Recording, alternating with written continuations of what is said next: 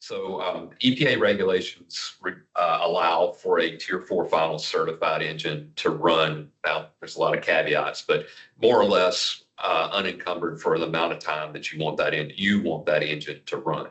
So is that beneficial to healthcare to have a generator that you can bring online? Maybe there's not a power outage. Maybe there's some blinks that you want to try to take out of the equation. Is that something that's interesting to the healthcare industry?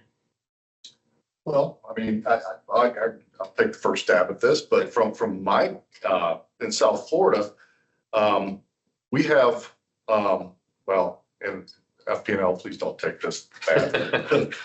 Flicker and lights out or whatever. I forget what Florida power and lights out. But we have a lot of areas where you'll get sags and dips in voltage, and you'll start to, our critical equipment inside the hospital is getting tighter and tighter tolerances for power quality. So it makes a lot of sense to be able to, all right, the power's there. Let's just go ahead and go over onto generators. And we're going to sit there through the duration until surgeries are done, until the grid is much more stable, and not worrying about how many hours am I running on this engine. Right. Am I going to trip an EPA issue with this or not? So it does make a lot of sense depending on where you're at in the county. A lot of hospitals out there, I think most of them will have redundant feeds coming to your building. You'll have your primary and your alternate.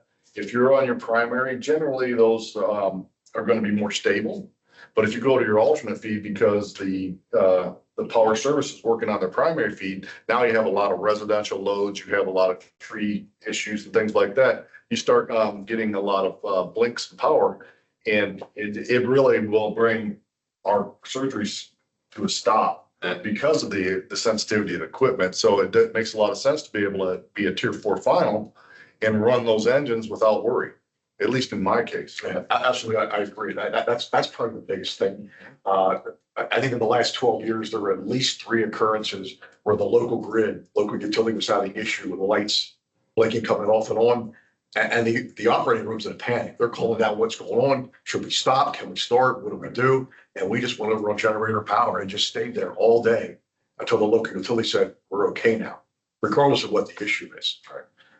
And then I lived a lot of years in your shoes. I think when you get into any sort of electrical situation, you can't write a prescription for what those solutions are 10 years from now. But if you have 3 or 4 good options that you can choose from, it usually gets you out of trouble. So if that's just another option for you to go with, I think that really comes in handy.